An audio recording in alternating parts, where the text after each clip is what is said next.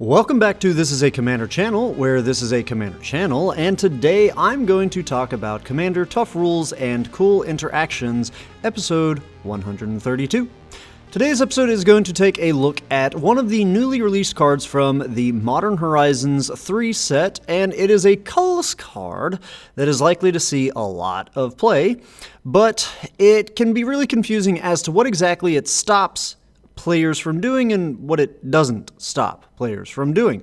The card is called Vexing Bauble, and I've seen a lot of talk online of things that it does stop, and oftentimes players are mistaken as to what its limits are. So let's take a look at the card and see what it does and doesn't do and why.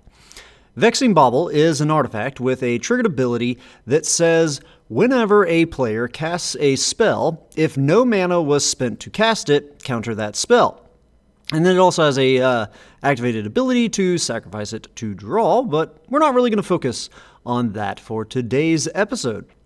So it counters things when no mana is spent on them, but what exactly are those things? One clear example of a card that would be countered by it, it'd be something like the alternative cost on Force of Will that lets you pay 1 life and exile a blue card from your hand rather than paying the mana for Force of Will.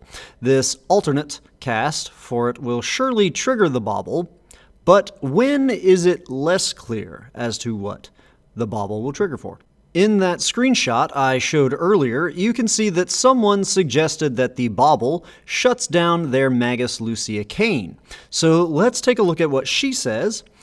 She has 2 abilities, and we're going to focus on the second one. That is an activated ability that says that when she is tapped, she adds colorless, and when you next cast a spell with X in its mana cost, or activate an ability with X in its activation cost, this turn, copy that spell or ability. You may choose new targets for the copy.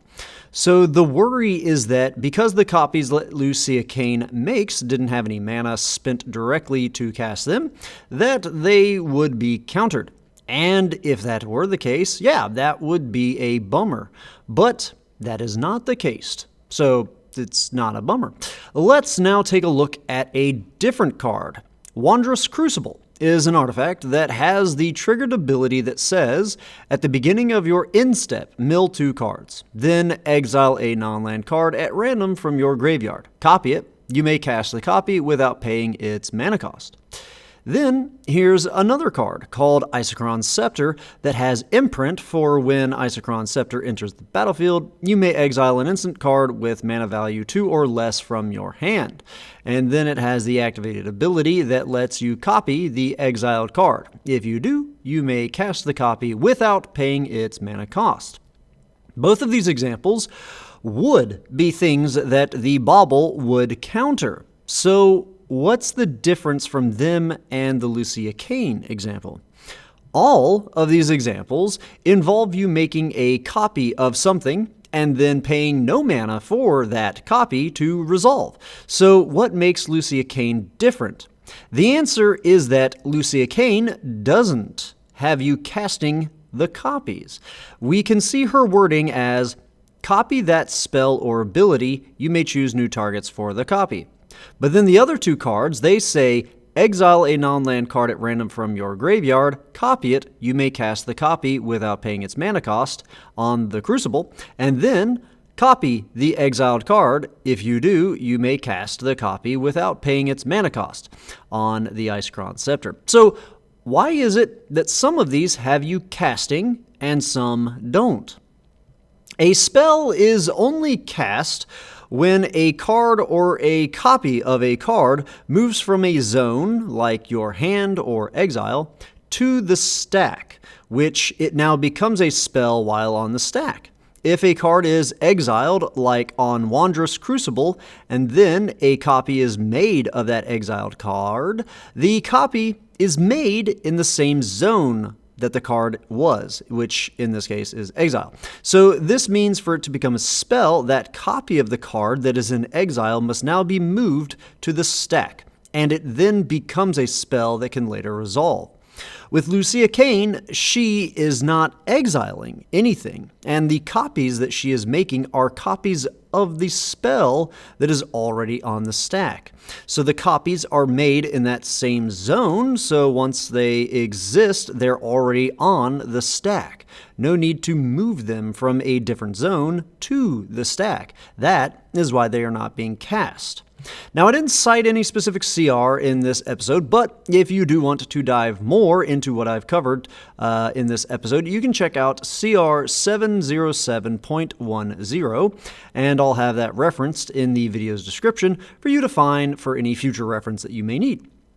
There are some similar cards out there as well to the Bauble, something like Void Mirror and Boromir, Warden of the Tower. And if you're playing in some more powerful metas, then you may want to look at running these kinds of cards. They're only kind of getting more powerful over time. Okay, slightly off script. I recently piloted my friend's Kellen the Kid deck. It says, whenever you cast a spell from anywhere other than your hand, you may cast a permanent spell with equal or lesser mana value from your hand without paying its mana cost. If you don't, you may put a land card from your hand onto the battlefield. And this card it's insane. It was my first time using the deck. I have actually added the card into another deck of mine, and I haven't yet used the deck since adding him, so I don't know how he does in my deck. But as the commander for his deck, it was insane. There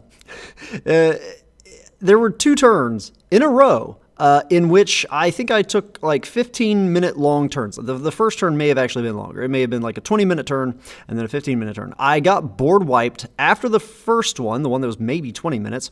And so then the next turn I had to rebuild. And it was yet another like crazy long, like 15-minute turn. The deck didn't get a haste enabler out, so every time I was getting just an insane amount of creatures out with Cascade and geez, just so many things. The Cascade, it's so dirty. So I got them all out, and I wasn't able to do attack that same turn. So I knew the board wipe was going to happen. Yeah, everybody ended up actually just scooping and agreeing that I was going to kill them soon because I was able to rebuild after the board wipe far more efficiently, far better than everybody else was. This card costs 3 mana for what it does. It's insane.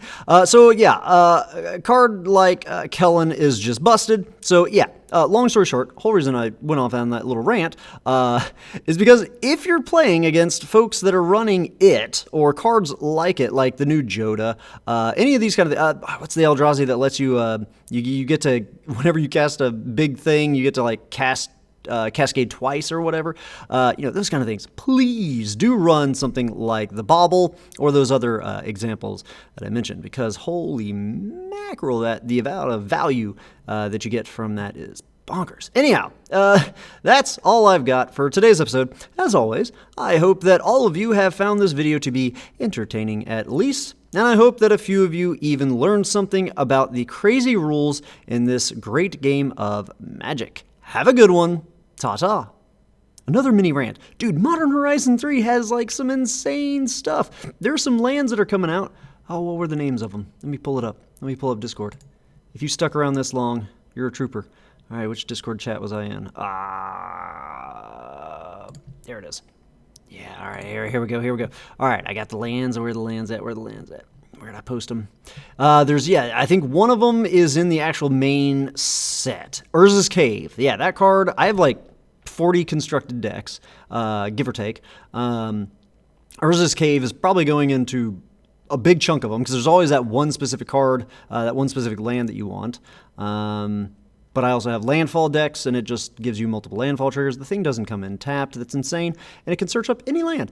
Lazotep Quarry, it's like the Scarab God. Is that the blue-black one? It's like that. It's like a one-time use thing. Any deck that does self-mill, if you're a reanimator deck, it's just generically good. So I'm going to put it in every single one of my decks, because it's also it's basically a Command Beacon. Command Beacon is a land that you can sack to just move your commander from the command zone into your hand. So you're getting around. You still have to cast them, but you get around command tags. So you don't build up further command tax, but you also, any command tax you've built up, you don't have to pay for it now that you're casting it from your hand. This thing kind of does that. If you get board wiped, you could just, if it's it goes to your graveyard, if it's not like a farewell or something like that, the commander would go, you send it to your command zone, and then you just sack the thing to itself as its own desert. You pay 2 for the ability, but then I'm doing all this from memory. I don't have the cards pulled up on Discord, so I hope I'm doing it right. I think it's 2x and then tap sack a desert. And it's a one-time little thing. You then exile the commander, send it to command zone, but you get a 4/4 token copy of it, so you get all the abilities. So if it's your Voltron deck, you might not want it, because the token copy doesn't actually have commander damage, but still, if you just use it for the effects, that gets around. It's crazy.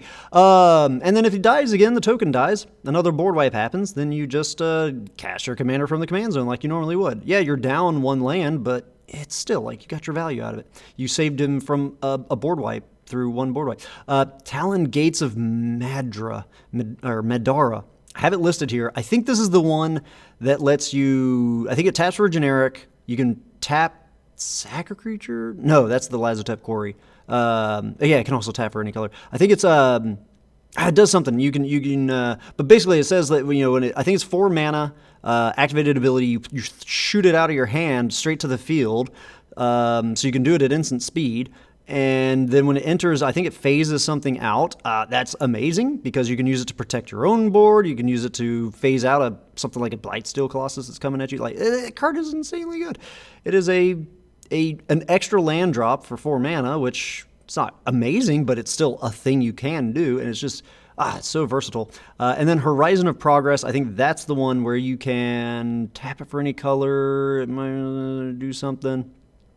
I can't, but I know it has the ability to sack it to draw a card. So it's a lot of the other Horizon lands, the lands that always tap and damage you or make you pay life or lose life. But then you can pay 1 and sacrifice them to draw a card. That's just generically good. It's a 5-color land that you can put in every single deck, and early game you can use it for an actual land drop and mana production, and then later it's card draw. These cards are insane. That's 4 lands that I have to put in all 35, 40-ish of my decks. That's just bonkers. And that's just lands. This Modern Horizon, so many good things. All right, I've granted, oh my gosh, I'm at like 16 minutes right now. All right, well, I'm going to shut up now. If you guys made it to this very end, you're a trooper. I appreciate it. Thank you very much for sticking around and listening to me rant. I did not expect to rant that much. Modern Horizon 3 is crazy. All right, have a good one. Ta-ta.